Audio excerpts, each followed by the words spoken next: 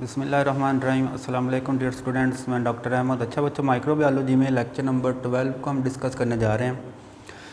और lecture number 12 में हमने फंजाई का दूसरा जो ग्रुप है, पहला ग्रुप इसका यीस्ट था जिसको हम यूनिसेलुलर फंजाई कहते हैं। तो आप ऐसे कह सकते हैं तमाम फंजाई को हम दो ग्रुप्स में डिवाइड करते हैं। एक यूनिसेलुलर फंजाई जो एक सेल वाली है तो उसका नाम यीस्ट है। यीस्ट की हम बात कर चुके हैं प्रीवियस लेक्चर में। तो ये वाला हमारा जो लेक्चर है ये मल्टी सेलुलर फंजाई के ऊपर, और मल्टी सेलुलर फंजाई को हम मोल्ड्स कहते हैं। ठीक है, तो मल्टी सेलुलर फंजाई है ये। और मल्टी सेलुलर किसे कहते हैं? जिसमें एक से ज़्यादा सेल होंगे, या ये वाली जो फंजाई है एक से ज़्यादा सेल की बनी होती है। तो यहाँ हमारे पास कुछ टर्म्स हैं। एक टर्म है हैफ़ी। हैफ़ी भी जमा का आप कह सकते हैं लफ्ज़ है, और इसका जो सिंगल होगा वो हैफ़ा होता है।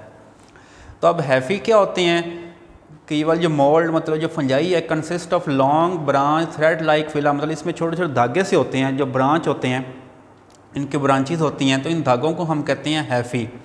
और फिर माइसीलियम क्या होता है? तो फंगस की पूरी बॉडी को माइसीलियम कहते हैं। अगर इन दोनों को आपने समझना तो यहाँ पे देखें, ये हमारे पास एक मोल्ड है, ठीक हो गया। तो ये एक फंजाई है। तो फंजाई की बॉडी के अंदर देखें आपको ये छोटे छोटे धागे से नज़र आ रहे हैं, तो इन धागों को हम कहते हैं हैफ़ी। ठीक है, तो अब देखें इन धागों के मिलने जो पूरी बॉडी बन गई है, इस पूरी बॉडी को हम कहेंगे माइसीलियम। तो ये पूरा माइसीलियम और इसके अंदर जो धागे हैं उनको हम क्या कहेंगे? हैफ़ी कहते हैं। उसके बाद हमारे पास जो हैफ़ी होते हैं दो तरह के होते हैं। एक को हम सेप्टेट हैफ़ी कहते हैं, दूसरे को हम कहते हैं नॉन सेप्टेट हैफ़ी। तो ये वाला जो सेप्टेट ये लफ्ज़ निकला है सेप्टा से, और सेप्टा हम कहते हैं क्रॉस वॉल का। मतलब ये देखिए ये एक हैफ़ा है, ये एक धागा है, इस धागे के अंदर आपको ये क्रॉस वॉल नज़र आ रही है, ये आपको दीवारें नज़र आ रही हैं, इन दीवारों को हम सेप्टा कहते हैं।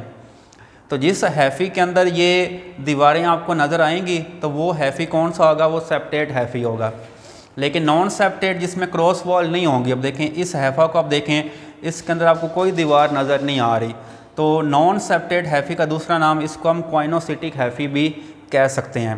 अच्छा, हमारे पास कुछ हैफ़ी क्या होती हैं? डाईमॉर्फिक होती हैं। हम डाईमॉर्फिक, डाई का मतलब होता है दो, मॉर्फिक कहते हैं शेप को, मतलब ऐसी fungi occur in both form, ये आपको दोनों शक्लों मिलती हैं। क्योंकि फंजाई होती है दो तरह की, एक यूनिसेलुलर है, दूसरी क्या मल्टी सेलुलर है। तो ये वाले जो डाईमॉर्फिक हैफ़ी हैं, ठीक हो गया, तो ये आपको यीस्ट फॉर्म में मिलते हैं और ये आपको माइसीलियल फॉर्म में भी मिलते हैं। तो ये फंजाई दो शक्लों में पाई जाती है, यीस्ट की शक्ल में पाई जाती है और ये माइसीलियल की शक्ल में पाई जाती है, इसलिए इसको हम कहते हैं डाईमॉर्फिक हैफ़ी कहते हैं। अच्छा, इसके बाद हम फंजाई के अगर हम सेल वॉल की बात करें तो फंजाई, अब देखें ये फंजाई का सेल है, सेल के अंदर न्यूक्लियस है, तो ये इसकी सेल मेम्ब्रेन है। तो सेल मेम्ब्रेन के बाहर क्या होती है? सेल वॉल होती है, ये सारी इसकी सेल वॉल है। तो फंजाई के सेल में भी सेल वॉल होती है, लेकिन इसकी जो सेल वॉल है वो काइटन की बनी हुई है। काइटन एक पॉलीसेकेराइड है, ये एक कार्बोहाइड्रेट है। जिस तरह प्लांट की सेल वॉल सेलोज की बनी होती है, तो फंजाई की सेल वॉल बनी हुई है काइटन की। लेकिन ये वाली जो काइटन है ये मोर रेजिस्टेंट टू डिके, ये जल्दी टूटता नहीं है। सेलोज होती हैं, लिग्नन होती हैं, जो प्लांट की सेल वॉल में पाए जाते हैं जल्दी टूट जाते हैं, लेकिन जो काइटन है ये जल्दी टूटता नहीं है। ठीक हो गया। और उसके बाद हम बात करते हैं फंजाई में न्यूट्रिशन कैसे हो रही है, मतलब फंजाई अपनी फूड कैसे हासिल करती है। तो न्यूट्रिशन की बेस पे हम फंजाई को दो ग्रुप्स में डिवाइड करते हैं। तो फंजाई के पहले ग्रुप को हम कहते हैं सेप्रोट्रॉफ्स, और इसका एक और नाम भी, इसको हम डीकम्पोजर भी कहते हैं, ये हम पहले ही बात कर चुका हूँ।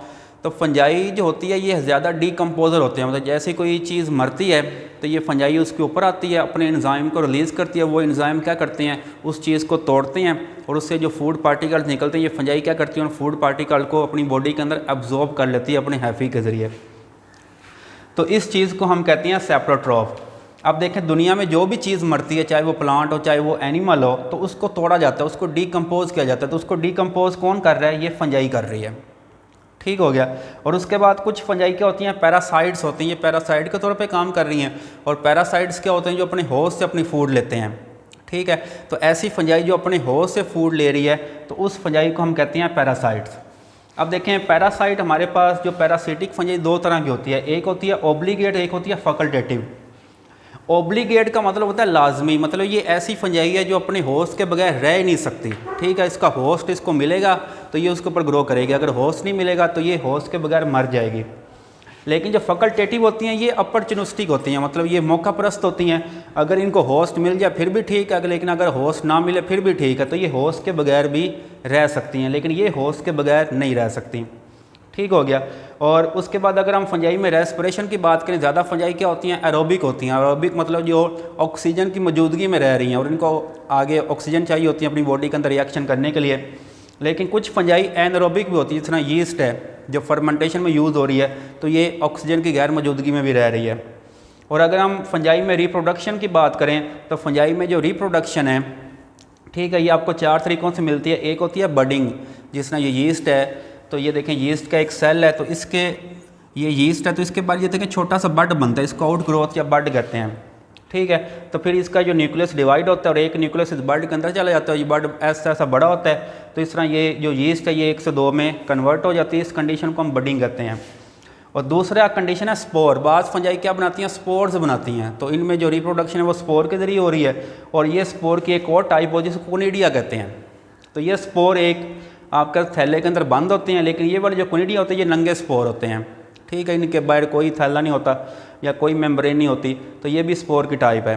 और लास्ट पे फ्रेगमेंटेशन, अगर आपके पास एक फंजाई है इसको आप 2 टुकड़ों में डिवाइड कर दें तो दोनों टुकड़े क्या हो जाएंगे, नई फंजाई बना लेंगे, तो इस कंडीशन को हम कहते हैं फ्रेगमेंटेशन। अच्छा बच्चों, ये था हमारा आज का लेक्चर। उम्मीद करता हूँ मेरा लेक्चर आपको बहुत अच्छा लगा होगा। अपनी दुआओं में याद रखिएगा। मिलते हैं नेक्स्ट लेक्चर के साथ। अल्लाह हाफिज़।